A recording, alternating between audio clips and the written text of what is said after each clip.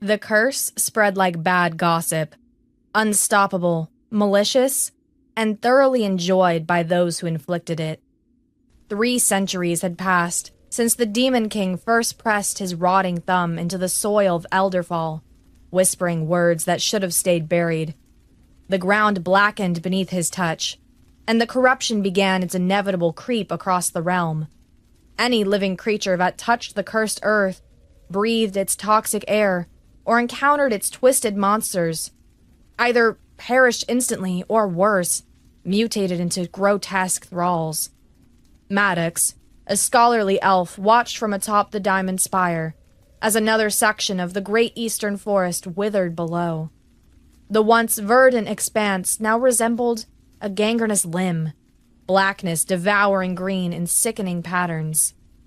"Another 100 acres lost this morning," said Thimble, his sylph assistant, voice ethereal and anxious as she hovered nearby. "The barrier spell only held for 6 hours this time." Maddox's ancient fingers tightened around his staff. "The 5 races grow weaker each season. Our magic wanes, while the curse waxes. The elves of the treetops, the dwarves of the mountain halls, the beastkin of the rolling plains, the sylphs of the western winds, and the giants of the northern peaks, all of them fought and failed, year after year, losing territories, cities, and hope." "If only the humans had survived," Thimble sighed. "The old texts say they were uniquely resilient." Maddox snorted. "Uniquely impulsive, you mean? The humans were extinguished precisely because they lacked the magical fortitude and wisdom to combat such corruption. Too frail, too brash, too mundane." "Still," Thimble insisted, her wispy form flickering with emotion, "they built empires without magic. They invented extraordinary tools. Perhaps they might have—" A distant rumble interrupted her speculation.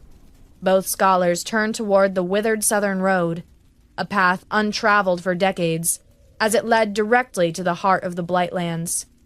Maddox narrowed his eyes. "What in the 7 hells is that?" The rumble grew to a roar. Dust clouds rose beyond the city walls. "Something's coming," Thimble whispered, fear spreading through her voice. "Something fast." The city guards scrambled atop the walls, notching arrows and readying spells as the noise intensified. Through the haze of dust came shapes, massive, hulking beasts, moving at impossible speeds, metal glinting off their twisted forms. "Demons!" cried a guard. "Sound the alarm!" But these weren't demons. At least, not entirely. The lead beast burst through the dust cloud, a monstrous boar the size of a wagon, its hide patched with metallic plates, eyes glowing ember red, tusks wreathed in cursed fire. Astride it sat a figure in a hodgepodge armor, demon bone pauldrons, a helmet forged from some creature's skull, and leather cured to the color of dried blood. Behind came a pack of riders on equally improbable mounts. Cursed raptors with mechanical legs, a 3-headed wolf with smoke billowing from its nostrils, even what appeared to be a reanimated bear skeleton wrapped in pulsing vines. "Open the damn gates!" bellowed the lead rider, voice unmistakably, impossibly human. The guards froze in bewilderment. A beastkin captain recovered first. "What manner of creatures are you?" The lead rider pulled up before the wall, yanking the reins of the hellboar, which snorted cursed flame in protest. With deliberate motions, the rider removed their helmets, revealing a human woman's face, brown skin weathered by sun and wind, one eye glowing faintly purple, hair shaved on the sides with a mohawk of brilliant crimson.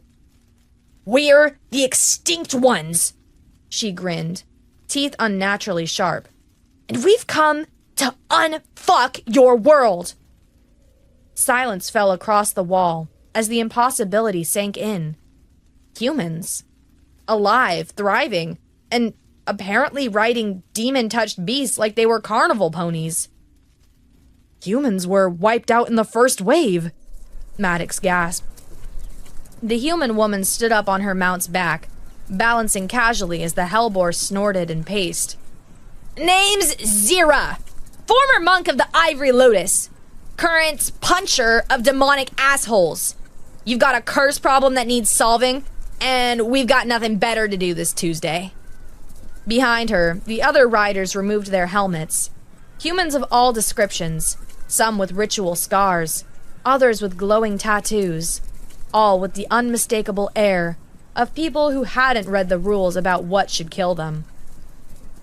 Humans can't survive the curse, called down the beastkin captain, ears flattened in suspicion. It's instant death. To all living... Yeah. Zero waved dismissively. Instant death, eternal corruption, blah blah apocalypse. Makes us sneeze sometimes. Real inconvenient during stealth missions. The city gates remained firmly shut as officials argued in panicked whispers. Zira rolled her eyes, then nodded to a wiry human with a mechanical arm, who grinned and pulled a lever on his mount.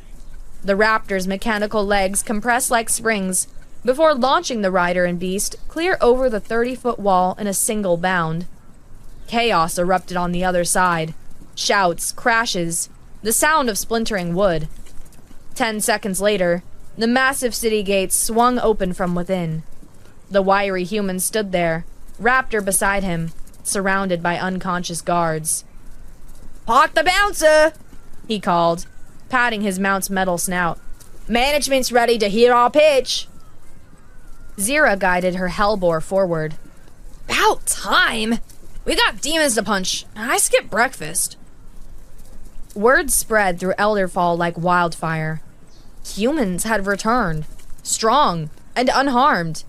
Cavalier demon hunters riding beasts that should have killed them. By sunset, Zira and her gang had established themselves in the city square, much to the horror of the elven aristocracy and the fascination of everyone else. Maddox pushed through the gathered crowd, Thimble fluttering anxiously at his shoulder.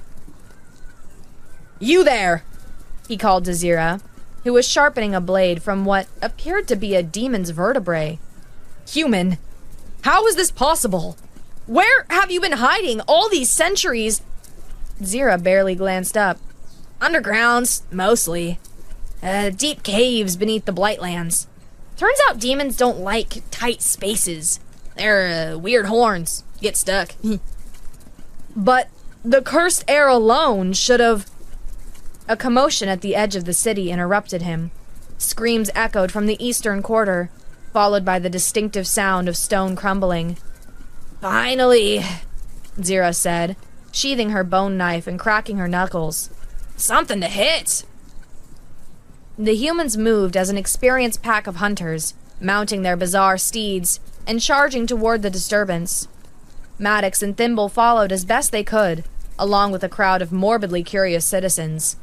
At the eastern wall, horror awaited. A behemoth, one of the Demon King's favorite abominations, had breached the magical barriers. 20 feet tall, with too many limbs, and a face that seemed to shift between dozens of tortured expressions, it oozed corruption as it smashed through buildings. The city's defenders were already falling back, several turned to stone by the creature's toxic gaze. That, proclaimed Zira, as her gang pulled up short of the destruction, is one ugly dude! The behemoth sensed them, turning its many-eyed head toward the newcomers. It roared, a sound like 1,000 voices screaming in agony. Dibs on its heart! Zira said, dismounting. She stretched casually, rolled her shoulders, and then, to the astonishment of all watching, walked directly toward the creature, straight through the pool of cursed ichor surrounding it. The black liquid sizzled against her boots, but did nothing more. She didn't flinch, didn't slow. The behemoth charged, recognizing a threat it couldn't comprehend. It swung a massive fist larger than Zira's entire body. She caught it. I'm the Holy Fist, of internal organ arrangements, Zira said, her voice carrying unnaturally. And then she punched it back. Her fist connected with the behemoth's twisted flesh, and for a moment, nothing happened. Then, a shockwave rippled through the monster's body, and it staggered backward, a gaping hole where solid mass had been a second before. Zira leapt after it, her companions joining the fray with weapons that ranged from the bizarre to the obscene. Cursed chainsaw swords, spring-loaded harpoons, what appeared to be a demon's arm attached to a stick. They moved without fear through the cursed energy that accompanied the behemoth, taking hits that should have killed them, and returning blows with unnatural strength. Maddox watched in stunned silence as Zira climbed the faltering behemoth like a morbid jungle gym, reached its central mass, and plunged her entire arm into its chest. "Got it!" she crowed, yanking something pulsing and vile from the creature's body. The behemoth collapsed, its form already dissolving into foul mist. Zira descended triumphantly, holding the creature's heart, a twisted thing, the size of a wagon wheel, still beating despite being removed from its owner. "Someone get me a really big stick," she called to her companions. "I'm thinking shish kebab for dinner." An hour later, the heart roasted over the human's strange fire, the curse burning away as the meat cooked to a disturbing shade of purple. Zira offered the first slice to a horrified Maddox. "Eat up, pointy ears. Demon heart's good for longevity. Oh, I guess that's not an issue for you." You just killed a behemoth. With your bare hands," Maddox stammered. "Then decided to eat it." "Waste not, want not." Zira took a bite of the heart and chewed thoughtfully. Needs more salt." Thimble fluttered closer, curiosity overcoming fear. "How are you immune? The texts say all life succumbs to the curse." "All non-human life," corrected the wiry man with the mechanical arm, mouth full.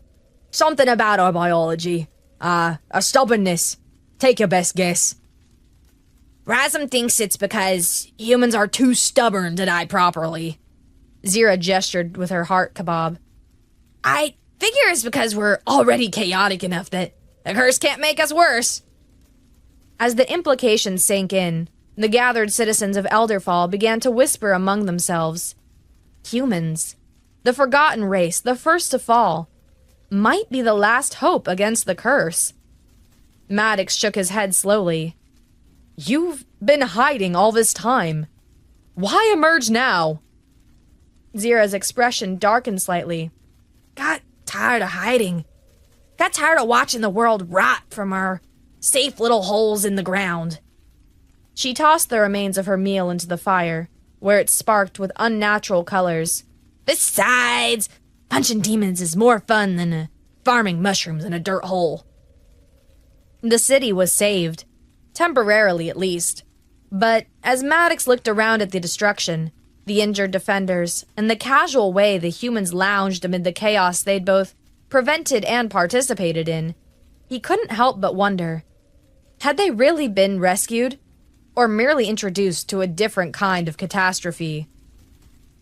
"They mounted its head? Where?"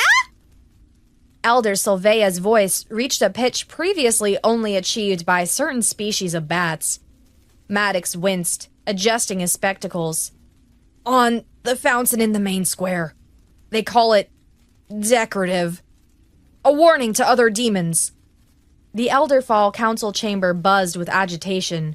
Weeks had passed since the human gang's arrival, and their list of achievements could be summarized as demons defeated, 11, property damaged, incalculable, political incidents, 17 and counting. "These humans are menaces," growled Granner Stonefist, the dwarven representative. A soft rumble of agreement passed through the council, yet no one suggested expelling the humans. Not when they'd cleared 3 neighboring villages of corruption and reclaimed farmland thought lost for decades. The council doors burst open, admitting a harried messenger. Elders, they're doing it again! Collectively, the council rushed to the windows overlooking the city square. Below, Zira stood atop the fountain, now gruesomely adorned with the behemoth's preserved head, addressing a crowd of citizens. Beside her, one of her companions, a woman with intricate mechanical goggles and wild hair, held aloft a pulsing, unmistakably cursed object. Completely safe once you understand it, The goggled woman was shouting. The curse isn't magic. It's a parasitic energy form that feeds on magical resonance. That's why it doesn't affect us. Zira grinned, taking the cursed artifact, some kind of orb that leaked black smoke, and casually tossing it between her hands. Rami here has been studying. Turns out you can use the cursed items if you know the trick. Which is? Asked a brave elf in the crowd. Not Karen! Zira laughed. Also some technical mumbo-jumbo about biological resistance. Show him the bike, Virami. The goggled woman, Virami, whistled sharply. From an alley rumbled a contraption that defied conventional description. Part motorcycle, part living creature. Its wheels spinning without apparent propulsion, while what looked disturbingly like a demonic face formed its headlamp, screaming continuously. We call it the sorcerer, Virami announced proudly. Runs on demon essence, makes great mileage, and the screaming actually helps with traffic. That's a captured demon soul, whispered Sylvia, horrified. They've turned it into transportation. See, this is what I'm talking about. Zira was shouting below. The curse isn't unbeatable, it's just energy. Terrible, awful, world-ending energy that happens to give me hiccups. As if on cue, she hiccuped. We can teach you to use their weapons against them, she continued. Not the immunity part. You'll still die horribly if you touch this stuff in its raw state. But we can build you tools. Weapons. Really loud motorcycles. The gathered citizens, who should have been recoiling in terror, were instead leaning forward with interest. After centuries of losing ground to the curse, the idea of fighting back, even through such questionable means, held undeniable appeal. In the weeks since the humans arrived, the cursed border around Elderfall had receded nearly a mile. Fields were being replanted. Children played outside the walls for the first time in a generation. All because a band of chaos-loving humans treated apocalyptic death magic like an inconvenient rash. By sunset, a line had formed at Virami's impromptu workshop. Citizens brought family heirlooms, ancient weapons, farming tools, anything that might be enhanced with what the humans had taken to calling curse tech. Meanwhile, Zira had established a fighting ring where she demonstrated combat techniques against cursed creatures. Her methods seemed to consist primarily of hitting things very hard while shouting creative obscenities, but it was undeniably effective. You gotta disrupt their energy centers, she explained, driving her fist through a training dummy stuffed with cursed materials. Which is fancy talk for hit the glowy bits until they stop being glowy. Her audience, mostly young beastkin and dwarves with a few adventurous elves, watched in fascination as she systematically dismantled the dummy. What about magical defenses? Asked a young elf. Our barriers. Barriers are fine for people who can't dodge, Zira interrupted. But fine, if you insist on being all mystical about it. She drew a symbol in the air, leaving a trail of faint purple light. Channel your energy like this, but think punchy thoughts while you do it. That's not how magic works, protested the elf. That's exactly my point! You're all so busy following magical rules that you forget the most important rule. She grabbed the cursed dummy's head and crushed it in her grip. If you hit something hard enough, it doesn't matter what plane of existence it's from. From the council tower, Maddox watched the city transform. Elderfall had been stoic, solemn, and slowly dying for centuries. Now it pulsed with nervous energy, fear and hope, inextricably tangled. They're changing everything, Thimble observed, hovering at his shoulder. Maddox replied, I must admit, I never thought I'd see cursed territory reclaimed in my lifetime. Thimble's ethereal form sparkled with mirth. You also never thought you'd see a human use a demon's spine as a pogo stick, yet here we are. Below, Virami was demonstrating exactly that, bouncing through the market square to the delight of children and the horror of their parents. That night, as their ragtag liberation force camped at the edge of the Blightlands, Virami found Zira sitting alone, staring into the cursed flames of their campfire. Penny for your existential crisis? Virami offered, plopping down beside her. Zira's mouth quirked. Just thinking. It's almost like we're gods to them. That's a bit egotistical, don't you think? Virami snorted. Gods are distant and useless. We're more like, that weird neighbor who knows how to fix things but might, accidentally blow up your garden shed in the process. Still, Zira persisted, our immunity does make us different. Special, even. I've been so focused on punching demons that I never stopped to ask why we can. Virami studied her friend curiously. That doesn't sound like the Zira I know. The Zira I know believes in healing through violence and carries a whole fist of whatever. Internal organ rearrangement, Zira supplied absently. It wasn't always violence, you know? Before the curse, I was an actual monk. Peaceful. Contemplative. Boring. You? Peaceful. Virami clutched her chest in mock shock. Next you'll tell me you didn't always ride a fire-breathing hellboar. I had a garden, Zira said softly. Grew medicinal herbs. Healed the sick. Believed in divine benevolence. Understanding dawned on Virami's face. What changed? Zira's eyes reflected the cursed flames, memories swimming in their depths. When the curse hit our monastery, I prayed, fasted, meditated, begged for divine aid. Her fist clenched. All I got was silence, as everyone around me died or transformed. Except you. Except me, Zira nodded. I was angry at the gods, at the demons, at myself for believing. So I stopped praying and started punching. Found a cursed idol in the ruins of the village below our monastery.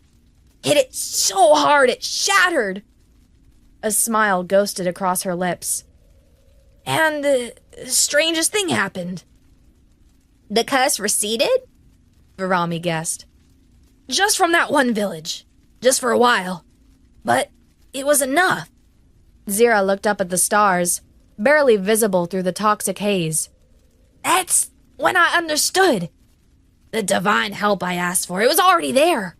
In these. She held up her scarred fists. Around them, the camp hummed with activity. Elves crafting curse-resistant armor under Razum's instruction. Dwarves reinforcing wagon axles. Beastkin scouts planning routes through the Blightlands. All of them working together, inspired by the chaos and hope that only humans seemed capable of generating in equal measure. We're not gods, Zira concluded. But we're not just fighters either. We're, what's the word? Catalysts? Virami suggested. The thing that makes other things happen without itself being changed. Zira snorted. Pretty sure we've changed plenty. Our circumstances, sure. Our methods, definitely. Virami gestured to the cursed fire they sat casually beside. But not our essence. Humans were always too stubborn, too adaptable, too stupid to know when to quit. The curse just made it more obvious. A commotion rose from the edge of camp. One of the scouts rushed toward them, eyes wide with alarm. Commanders! Movement in the Blightlands! Massive energy signatures heading this way! Zira stood, fatigue and philosophy forgotten. How massive? Like, nothing we've seen, the scout reported. It feels directed. Intelligent. Varami and Zira exchanged grim looks. The Demon King, Varami whispered. He's noticed us. About damn time, Zira replied, cracking her knuckles. I was getting bored punching his underlings. The messenger arrived at Elderfall's gates half dead, his mount, one of Varami's cursed tech creations, sputtering black smoke as it collapsed. Maddox and the council rushed to receive him as he gasped out his warning. The Demon King has returned. Army advancing from the Deadlands. Zira's forces engaged at Thornwick Pass. The council erupted into panic, centuries of relative stalemate shattered by weeks of human intervention. We warned them, Sylvia moaned. Disrupting the balance, flaunting their immunity. They've drawn his attention. What balance? Countered Granner the dwarf. The slow death of our world. The curse was winning until they arrived. Maddox raised his hands for silence. Regardless of cause, we face a crisis. What of our human allies? Did they survive the encounter? The messenger coughed weakly. Fighting when I left. The Demon King, just different than before. Evolved. Created new generals, specifically to counter humans. Adaptive demons, Maddox murmured. Fascinating. And terrifying. Zira sent me with this. The messenger pressed a small, curse-stained scroll into Maddox's hand. Said you'd know what to do. Maddox unrolled the parchment carefully, in Zira's blunt handwriting. Pointy ears. If you're reading this, the big bad noticed us. Good news, we've got his attention. Bad news, he's pissed. Time for a plan absolutely insane. Get everyone ready to move on the Deadlands. All of them, not just your warriors. We're gonna need craftspeople, singers, even those stuffy counselors. Bring everything that makes you not demons, everything that reminds you you're alive. Also, Varami says bring copper wire. Lots of it. See you in the Deadlands. Try not to die on the way. Z. P.S. Tell Thimble her wind theory works. We'll need it for the thing. Maddox looked up, his ancient face set with determination. Prepare the city for evacuation. We march for the Deadlands. That's suicide! Protested Sylvia. The heart of the curse! Perhaps, Maddox conceded. Or perhaps these humans understand something about the curse that we've missed all these centuries. At Thornwick Pass, the battle raged into its third day. What had begun as a simple village liberation had transformed into a desperate holding action against wave after wave of evolved demons, creatures specifically designed to counter human physiology. Zira smashed her fist through a demon that resembled a twisted mirror of herself. Same build, same fighting style, but formed of living curse energy. They're learning! She shouted to Razum, who grappled with his own doppelganger. Adapting to our methods! Flattering, Razum grunted, his mechanical arms sparking as it crushed his opponent's throat. Means we're worth copying. Above the battlefield, perched on a cliff of cursed stone, a figure watched with cold intelligence. Not the Demon King himself, but his voice, a towering entity of smoke and bone, its face a constantly shifting mask of expressions. The king grows wary of your resistance, it boomed, voice echoing unnaturally. Your immunity is temporary, an evolutionary oversight to be corrected. Varami, blood streaming from a gash on her forehead, looked up from the cursed tech device she was frantically assembling. Hey, Zira? Evil Smoke Daddy is monologuing at us.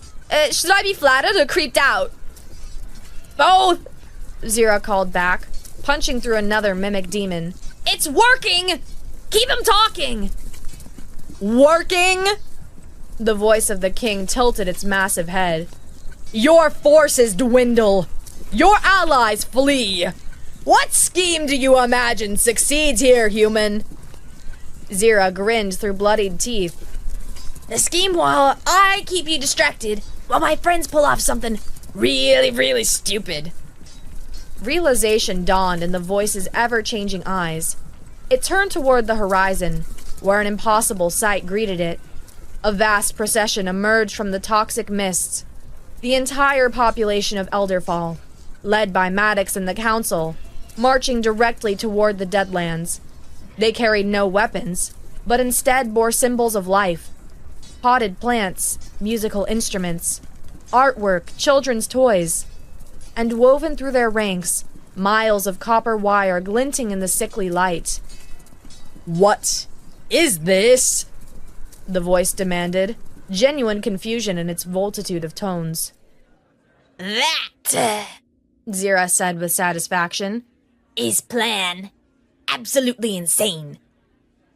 Varami's device hummed to life, drawing cursed energy from the ground itself. The copper wire carried by the Elderfall procession began to glow, as Thimble and a legion of sylphs took to the air, using wind magic to complete the circuit. The curse feeds on magical resonance, Varami shouted, eyes wild behind her cracked goggles. But it can't process emotional resonance, the stuff that makes sentient beings genuinely alive. The voice roared in fury, finally understanding. Stop them! But it was too late. As the people of Elderfall began to sing, a defiant harmony of all 5 races, the copper circuit completed. Varami's device channeled the cursed energy from the ground, through the emotional resonance of the crowd, and back into the earth in a modified form. For a moment, nothing happened. Then, the ground beneath the voice cracked, revealing not more corruption, but clean soil.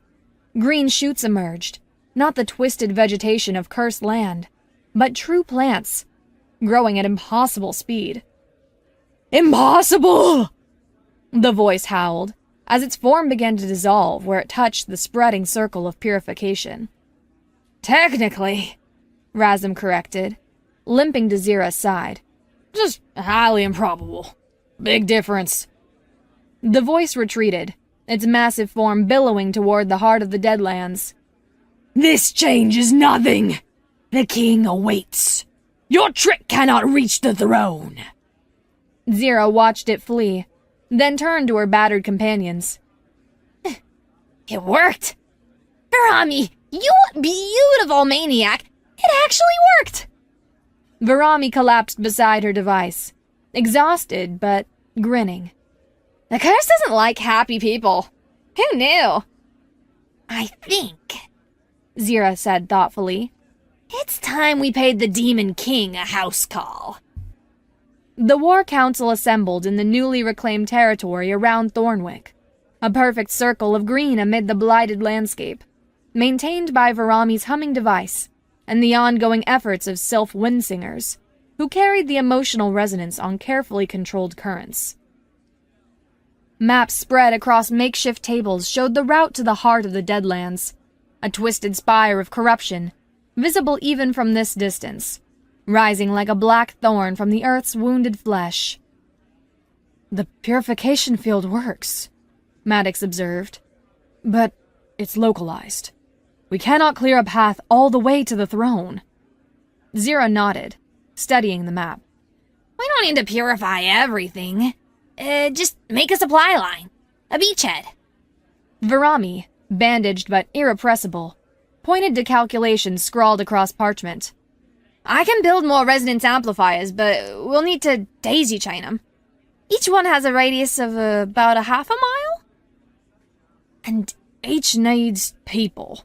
Living, emotional, preferably singing people to function, added Razum, We can't just plan them and leave. The council representatives exchanged uneasy glances. Granier's Stonefist spoke for many. You're suggesting we establish colonies along the path to the Demon King? In the Deadlands? Not colonies, Zero corrected. Forward bases, staging areas. Each protected by a resonance field, each supplying the next push forward. Who would volunteer for such duty? Asked Sylvia. To live in the heart of corruption, even with protection.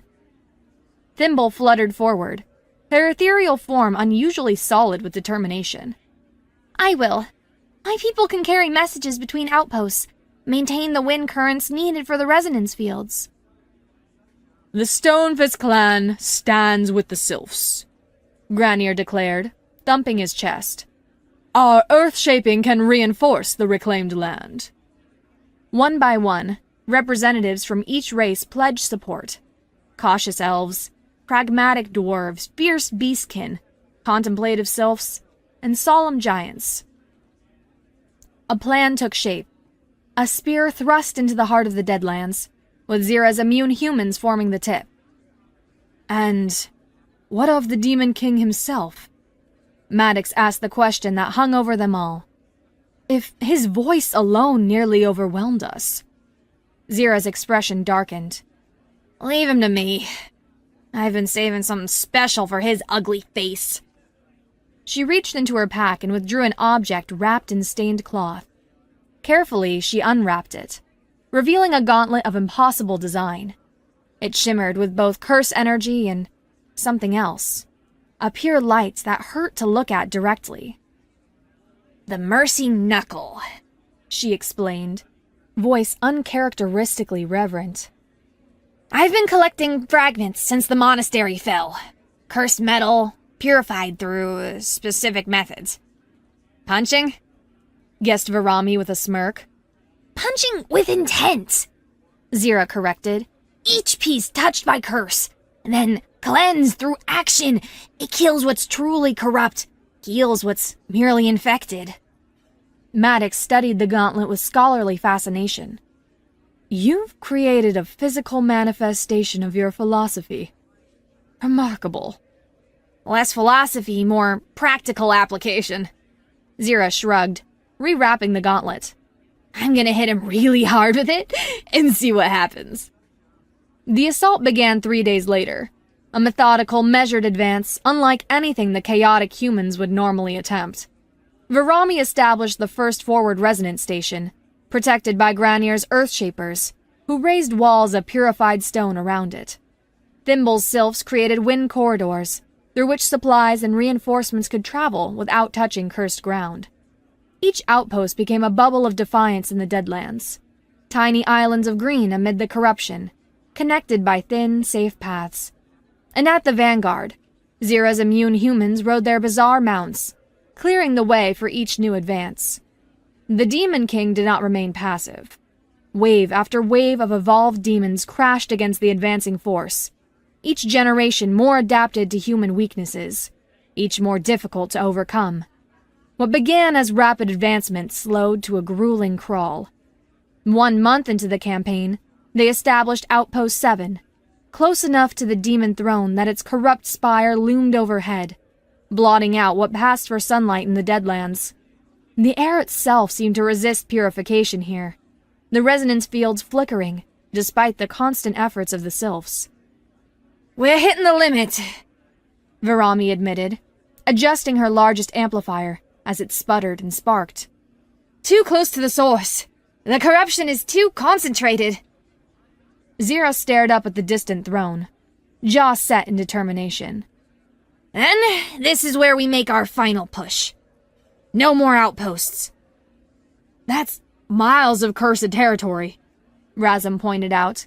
Even immunes can't. We can, Zira interrupted.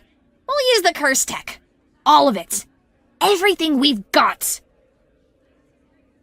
That night, they assembled their strangest creation yet. A vehicle that defied conventional description. Part tank, part living organism, cobbled together from cursed parts and reinforced with dwarven metallurgy. It resembled a monstrous centipede, with a reinforced cabin at its head, cursed energy powering segment after segment of articulated legs.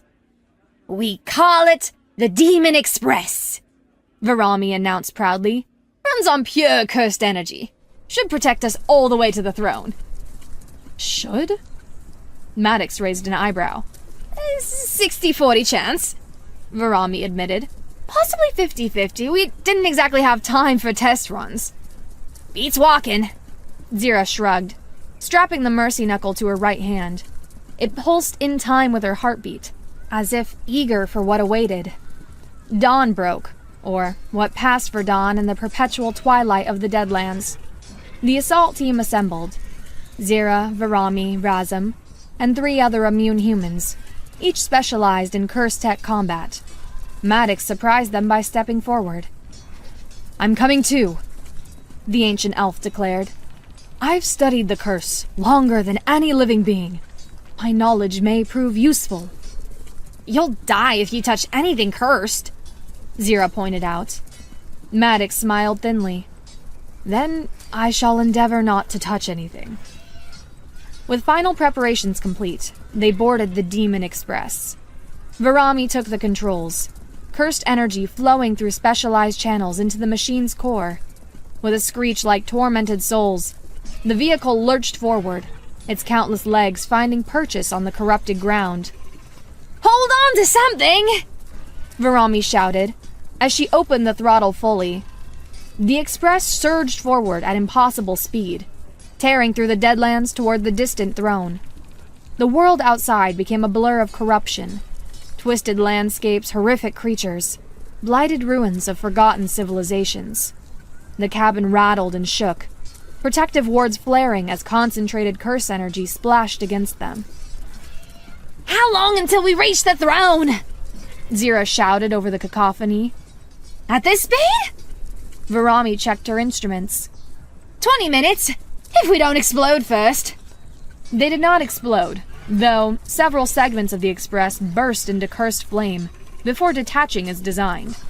15 minutes into their journey, the throne loomed directly ahead, a massive structure of bone and corruption, rising from what had once been a mountain. Incoming! Razum yelled, as shapes detached from the throne's surface. Winged demons, specialized hunters, diving toward the Express with predatory purpose. Almost there! Varami urged more power from the straining machine. Just need to reach the base! The first impact rocked the cabin. Claws tore at the reinforced hull. Cursed energy seeped through widening cracks. We're losing integrity, one of the humans shouted. Hull breach imminent! Zira glanced at the mercy knuckle, then at her companions. A decision crystallized. Varami, open the top hatch on my mark. Are you insane? The curse energy out there will... Just do it! Zira positioned herself beneath the hatch, bracing for what would come next. Now! The hatch slid open. Cursed energy flooded the cabin in a visible wave of corruption. Maddox recoiled, protected only by a thin elven barrier that flickered dangerously. The human crew weathered it with cursed hiccups and watering eyes. Zira leapt upward, catching the edge of the hatch and pulling herself onto the Express's back. The full force of the Deadlands' corruption hit her like a physical blow, far more concentrated than anything she'd experienced before. Blood trickled from her nose as she steadied herself, the mercy knuckle glowing fiercely against the darkness. Above, the winged demons circled, surprised by her emergence. Zira grinned through bloodied teeth and beckoned them closer. Come on, you ugly bastards! Fresh meat, right here! They took the bait, diving toward this unexpected prey. Zira met the first with an uppercut from the mercy knuckle. The gauntlet flared on impact, and the demon simply unraveled, its curse essence dispersing like smoke. A second demon raked claws across her back, drawing blood. Zira spun, driving the knuckle into its center mass with the same result: instant dissolution. Below, the Express continued its charge, approaching the throne's massive base, where grotesque statues lined a corrupted causeway. Zira fought atop the moving vehicle, the mercy knuckle blazing with each impact, her immunity strained to its limit by the concentrated corruption. Almost there, she gasped, vision blurring as another demon fell to her fist. With a final surge, the express crashed into the throne's base, its remaining segments buckling from the impact. The cabin door blew outward as Virami and the others emerged, armed with cursed tech weapons and expressions of grim determination. Nice to get a drop in, Zira called down, leaping from the wreckage to join them. She swayed slightly on landing, immunity clearly taxed. Virami steadied her. You look like hell. Feel like it too. Zira wiped blood from her face. Too much curse. Even for me. Maddox emerged last, his barrier flickering but holding. The throne chamber will be above. The Demon King awaits. They ascended the cursed causeway, fighting through waves of defenders. The mercy knuckle blazed in Zira's grip, cutting through corrupted flesh like a hot knife through butter.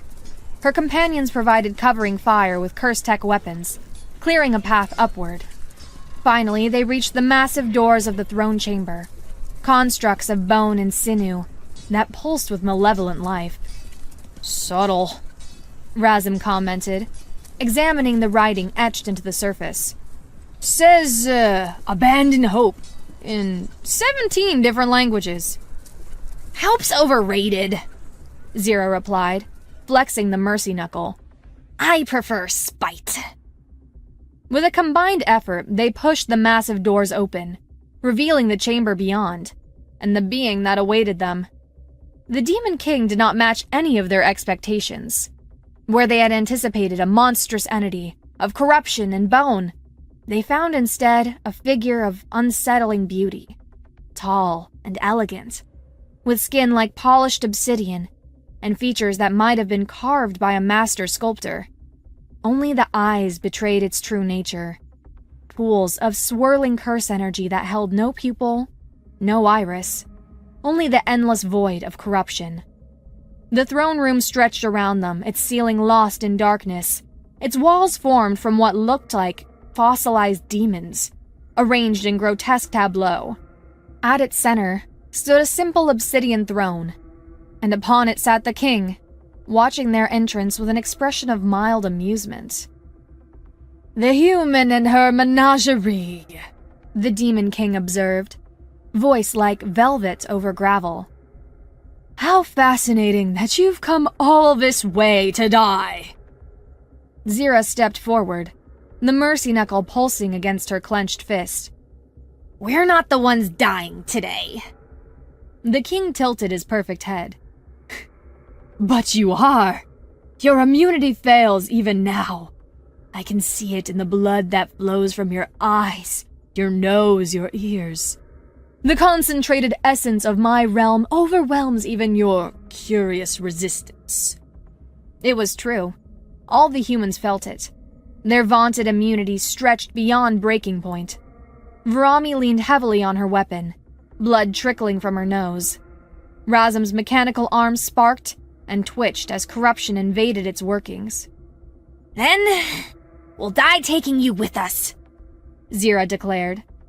The king laughed, a sound like breaking glass that echoed painfully in their minds.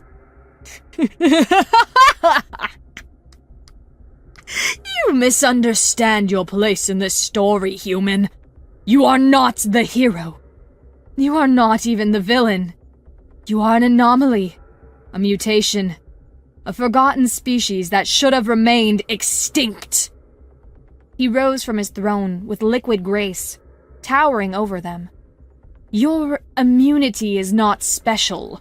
It is merely inefficient. Your bodies process the curse so slowly that it manifests as minor ailments, rather than instantaneous death. A quirk of biology, nothing more. Explains the sniffles, Razum muttered. A design flaw I intend to correct, the Demon King continued, stepping closer. Corruption flowed from his footprints, spreading across the floor toward them. My new strain will overcome even human resistance. Your species will join the others, either as corpses or thralls.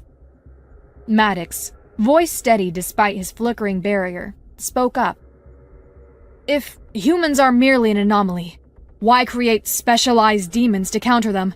Why adapt at all? The king's face tightened almost imperceptibly. Convenience. Nothing more. Bullshit! Zira spat. You're afraid of us! Afraid? Of primates who consider punching a viable strategy against cosmic forces? Yeah, Zira nodded. Exactly that! Because we don't follow your rules. We don't die when we're supposed to. We take your death magic and we make motorcycles out of it. She stepped forward, ignoring the corruption creeping toward her boots. The curse is about control. About turning free life into extensions of your will. And humans? We're chaos incarnate. The king's expression darkened, the corruption around him pulsing faster. You are nothing. A biological accident. Your resistance is meaningless in the face of my power. Our resistance drove you to adapt, Zira countered. Our chaos forced you to evolve. Face it, your majesty, we scare the shit out of you. Because we're the one thing you can't predict or control. Fury flashed across the king's perfect features. With a gesture, the corruption surged forward, wrapping around the intruders like living tendrils. Virami and Razum struggled against the restraints, their immunity barely keeping the corruption from burning through their flesh. Only Zira remained free, the mercy knuckle blazing where the corruption touched it, keeping the tendrils at bay. You think yourself a champion? The king snarled, his veneer of civility cracking. A savior? What gives you the right to challenge my domain? Zira flexed her fingers around the mercy knuckle, its light pulsing in time with her heartbeat. I don't need the right. The king raised an elegant eyebrow. I have the left too. She finished, and launched herself forward. The mercy knuckle connected with the king's perfect jaw, and for an instant, the world seemed to hold its breath.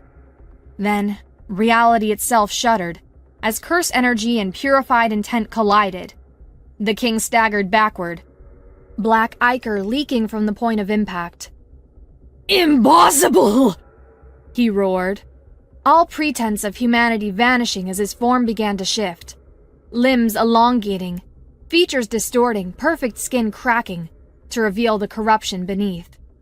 Heard that one before, Zira grunted, pressing her advantage. She drove forward with a flurry of blows, each impact of the mercy knuckle sending shockwaves through the chamber. The king fought back with terrible power. Blades of pure corruption extended from his transformed limbs, slashing at Zira, with precision born of eons of combat. Where they connected, her flesh sizzled and blackened. Immunity pushed beyond its limits. Around them, the throne room began to destabilize. Cracks appeared in reality itself. Vistas of other realms flickering through the ruptures. Worlds consumed by the curse. Worlds yet untouched. Worlds in between. Maddox, still protected by his fading barrier, recognized what was happening. The king is not just a being, he called to Zira. He's a nexus, a connection point between realms. The curse spread through him. Zira, bleeding from a dozen wounds, caught the king's blade on the mercy knuckle. The corrupted weapon shattered against the purified gauntlet. So, I just need to break the connection? She panted. The throne! Maddox pointed to the obsidian seat. It anchors him to this reality. The king realized their intent and roared in fury, redoubling his assault. Corruption poured from his transforming body, the concentrated essence filling the chamber with choking miasma. Virami, still bound by corruption tendrils, managed to reach one of her devices. Zira! Catch! She hurled a small, pulsing object through the air. Zira caught it one-handed, a resonance amplifier, miniaturized and modified. Understanding dawned. She slammed it against the mercy knuckle, where it adhered with a flash of light. Let's see how you handle emotional resonance, Your Majesty, she growled, and charged. The king moved to intercept, but Razum, who had worked one arm free, fired a curse tech weapon that caught the demon in the back, momentarily staggering him. The opening was all Zira needed. She leapt past the king, landed before the throne, and drove the amplified mercy knuckle directly into its obsidian surface. For a heartbeat, nothing happened. Then the gauntlet sank into the throne as if it were liquid, the amplifier humming at an increasing pitch. Light. Pure, clean light spilled from the point of impact, spreading through the obsidian in glowing veins. No! The king lunged toward her, but too late. Zira looked him directly in his void-like eyes and spoke a single word. Heal! The throne shattered. Reality cracked open like an egg. Curse energy flooded from the king's body as his connection to other realms destabilized. He writhed in agony, perfect form dissolving into components of corruption and bone and ancient hate. What have you done? He shrieked, voice distorting as his physical form failed. Zira, exhausted beyond measure, managed a bloodied grin. Rearranged your internal organs. It's kind of my thing. The king's form collapsed entirely, curse energy pouring from the dissolving mass like black blood. But instead of spreading, it spiraled upward, drawn through the cracks in reality, pulled back to the realms from which it had been summoned. The corruption restraining Virami and Razum dissolved. Maddox's barrier finally failed, but the corruption around them was already retreating, pulled toward the vortex of energy where the throne had stood. We need to get out! Virami shouted over the roar of energy. This whole place is coming down! They staggered toward the exit, supporting each other through the disintegrating throne room. Behind them, what remained of the Demon King wailed in diminishing fury, as his essence dispersed across 1,000 realms, still existing, but diluted beyond the ability to manifest physical form. They barely reached the causeway before the throne chamber collapsed entirely, taking with it the heart of the curse's power. The corruption didn't vanish. Centuries of influence couldn't be undone in an instant, but its driving will, its active malevolence, was gone. Zira collapsed outside, the mercy knuckle now dark and dormant on her blistered hand. Blood flowed freely from her nose, her eyes, her ears, the price of extended exposure to concentrated curse energy. Did we win? She asked weakly. Virami looked around at the Deadlands, still cursed, still corrupt, but somehow less vitally so. Already the spread had stopped. The corruption had become static, no longer driven by consciousness. Yeah, she said, supporting her friend's head. We won. The curse is just, energy now. No will behind it. Great! Zira coughed. 'Cause I'm all out of punches. Maddox knelt beside her, his ancient eyes filled with concern. The corruption in your system will probably just give me one hell of a headache, Zira finished. Relax, pointy ears. Immunity, remember? Just need a nap. For about a year. As the others laughed in exhausted relief, Razum pointed to the horizon. Look. Beyond the corrupted wastes of the Deadlands, past the chain of outposts they'd established, a thin line of green was visible. The first territories reclaimed from the curse, growing stronger without the active will of the king to fight them. It's going to be a long recovery, Maddox observed. Yeah, Zira agreed, struggling to sit up. But at least now there's something to recover. 6 months later, Elderfall barely resembled the somber, dying city it had once been. New construction rose alongside ancient architecture. Markets bustled with traders from all 5 races, and the 6th that had rejoined them. Humans. They emerged from hiding places across the realm. Underground bunkers, remote islands, cursed territories too dangerous for others to investigate. Each with their own adaptations, their own immune systems, their own chaotic approaches to surviving the apocalypse. With the Demon King's driving will removed from the curse, the corruption remained, but no longer spread actively. Varami's resonance technology, combined with traditional magic from the 5 races, steadily reclaimed territory. Cities were rebuilt. Farmland recovered. Life, in its stubborn way, continued. Maddox stood on his balcony in the Diamond Spire, watching workers below install a particularly questionable piece of curse tech machinery in the central fountain. Something Varami claimed would make the water change colors based on your mood, but which occasionally produced small explosions instead. They're integrating well, Thimble observed, hovering at his shoulder. Chaotically, Maddox corrected with a faint smile. But yes, the humans bring vitality. Below, a minor explosion sent a plume of rainbow-colored water into the air. Citizens scattered, laughing rather than frightened. 6 months ago, such an incident would have caused panic. Now it was just Tuesday. The latest reports from the outposts are promising, Thimble continued. The reclamation proceeds faster than expected. Almost 40% of the originally corrupted territory shows signs of recovery. And the remaining corruption? It's stable, dangerous, but not expanding. Thimble's form shimmered thoughtfully.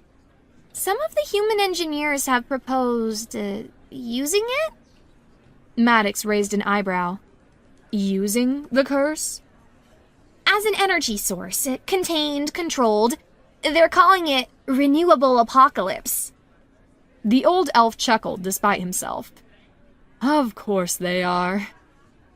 Across the city, in what had once been Elderfall's most prestigious district, a new establishment had opened to mixed reviews. A simple wooden sign hung above the door. The Last Punch, Bakery and Tavern. Inside, Zira kneaded dough with practiced motions. Her powerful arms, once used primarily for rearranging demonic organs, now channeling their strength into creating the perfect crust. The mercy knuckle hung on the wall behind the counter, dormant but honored. The bakery smelled of fresh bread and sweet pastries, with an underlying note of brimstone, courtesy of the cursed oven that Varami had modified for her. It cooked bread in half the normal time, and occasionally made it float. Order up, Zira called, sliding a tray of steaming rolls onto the counter. Razor, table 4 wants the special. Razum, now sporting an upgraded mechanical arm with integrated bottle opener, nodded and collected the tray. His other arm cradled a sleeping infant, his daughter with one of the beastkin warriors they'd fought alongside, her tiny form displaying both human and fox-like features in improbable harmony.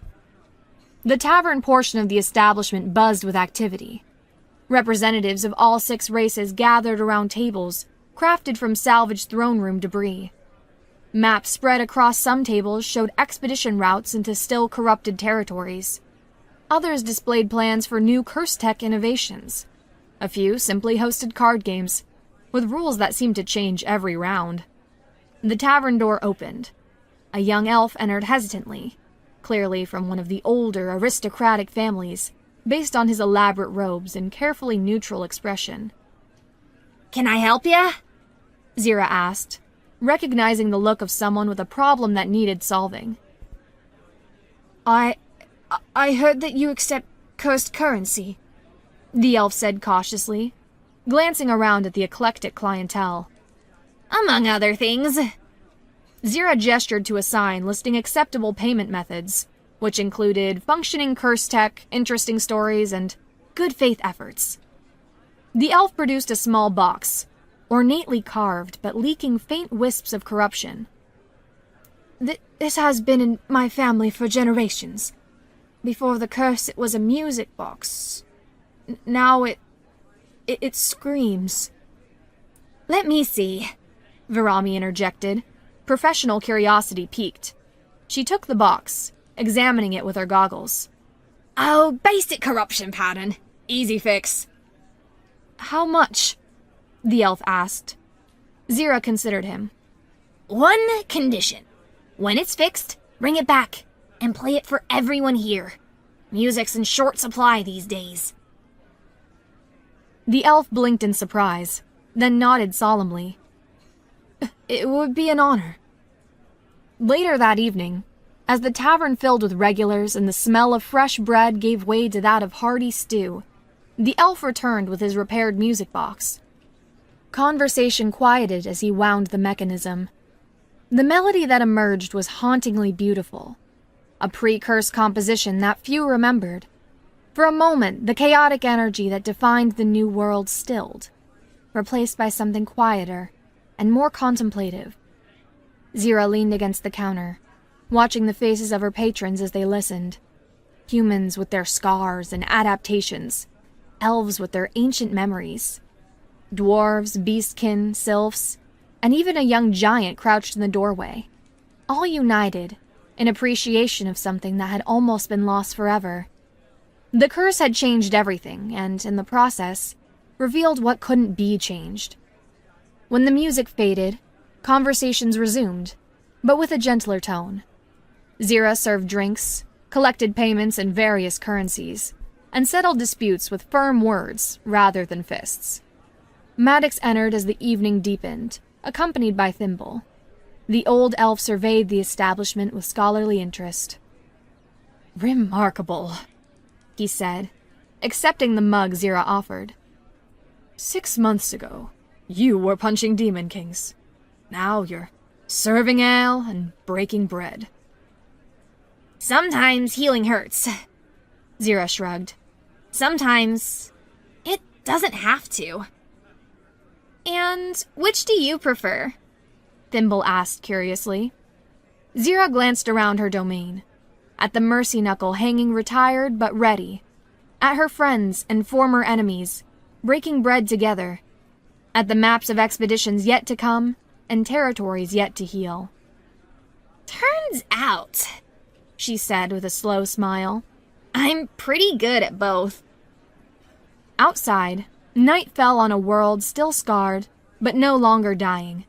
Cursed territory remained, but now it was contained, understood, sometimes even utilized. The 5 great races had become 6 again, stronger for the chaos that humanity brought with it. In the distance, the Deadlands stood, a monument to what had almost been, a reminder of what still needed healing. And beneath Elderfall, in workshops and laboratories and forges, humans and their new allies built machines and weapons and, occasionally, medical devices from the cursed parts of their world. Because sometimes the cure is crazier than the disease. That's humanity for you.